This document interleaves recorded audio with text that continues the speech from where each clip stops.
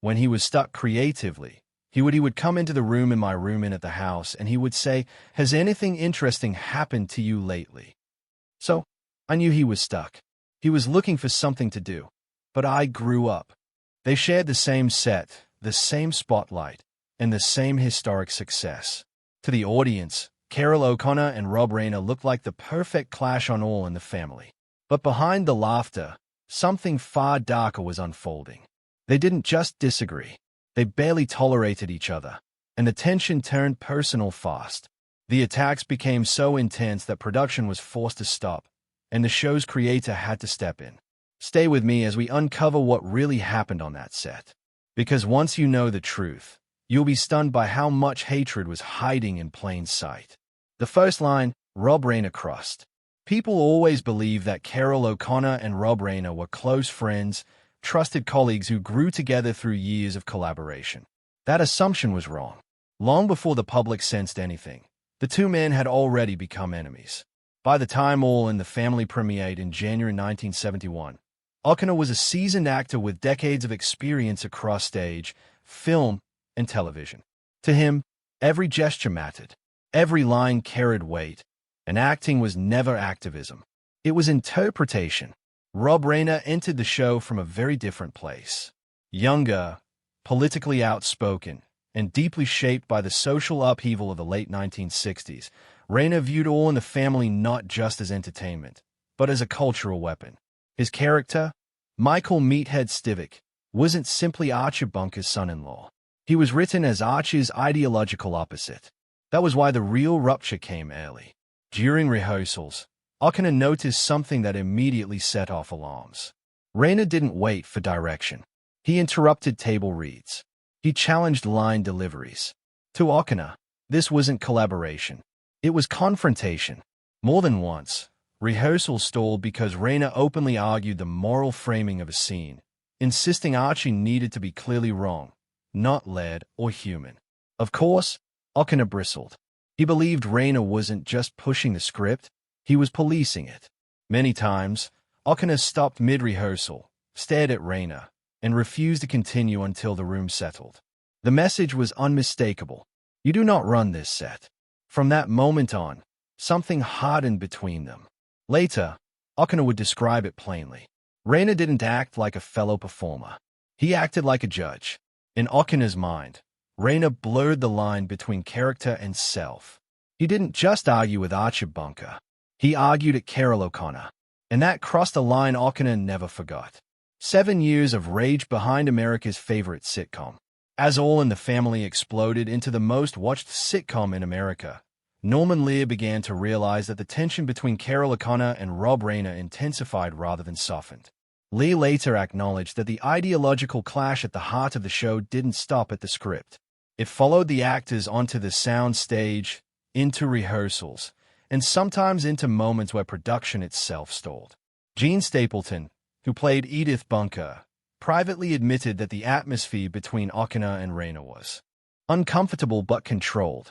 She noticed how O'Connor would physically withdraw when Reiner spoke off script, leaning back, folding his arms, breaking eye contact. These were acts of resistance. O'Connor was freezing Reiner out in plain sight. Rob Reiner, meanwhile, did not back down. He regularly challenged scenes he felt softened Archie's bigotry too much. During script discussions, Reiner argued that Archie had to be exposed, corrected, and defeated clearly every time. O'Connor pushed back hard. He believed Archie's power came from being recognizable, not humiliated. After Reiner questioned O'Connor's delivery yet again, O'Connor stopped the run through mid-scene. He didn't raise his voice. He simply looked toward Lear and said nothing. The silence dragged. Cameras were rolling. Crew stood still. Lear later admitted that moment forced him to step in to restore authority. O'Connor had drawn a line without saying a word. He felt cornered by Reiner's constant ideological pressure. While Reiner viewed his arguments as moral clarity, O'Connor experienced them as personal judgment. He felt Reiner wasn't acting with him, but acting against him. That perception never left him. Years later, O'Connor explained his resentment in one of his most quoted statements. Rob always thought he was smarter than everyone else. This was O'Connor diagnosing what he believed was Reiner's core flaw. To him, Reiner didn't respect the craft. He weaponized it, and Okina found that unforgivable. What deepened the hostility was Reiner's growing praise in the press. Critics often described Michael Stivic as the voice of reason and Archie as the obstacle to progress. Okina read those reviews. He internalized them. To him, Reiner wasn't just winning arguments on screen. He was winning them culturally. And Okina felt the cost was his character's humanity. Privately, Okina reached his breaking point. In one interview late in life, he stated without hesitation, "I've worked with many people I couldn't stand, but Rob topped them all." That sentence was final. And yet, the cruel irony remains. All in the Family became legendary because the conflict was real. The father and son-in-law clashes felt dangerous because they were. The anger had weight because it wasn't written. It was lived. The audience laughed. The network celebrated. And two men walked onto the same set every day knowing they despised each other. But when the applause faded and the cameras finally stopped rolling, the question wasn't whether the conflict had been real. It was whether it could survive without an audience. That answer came quickly. The feud survived the final episode. When All in the Family officially ended in 1979, many inside CBS quietly assumed the hostility between Carol Okina and Rob Reiner would dissolve with distance. It didn't. It simply lost its audience. Okina moved directly into Archie Bunker's place, carrying the character forward, but leaving Reiner behind. Off camera, he was noticeably lighter, more at ease, something Gene Stapleton later remarked on privately. Yet, whenever Reiner's name surfaced, Okina's tone hardened immediately. The resentment had not faded. It had settled. By the early 1980s, the two men occupied entirely different Hollywood worlds. Okina immersed himself in dramatic television, eventually reinventing his public image within the heat of the night in 1988. Reiner, meanwhile, was reinventing himself as a director, earning industry admiration with This Is Spinal Tap, 1984, and Stand By Me, 1986. Their paths no longer crossed, but the bitterness followed Okina.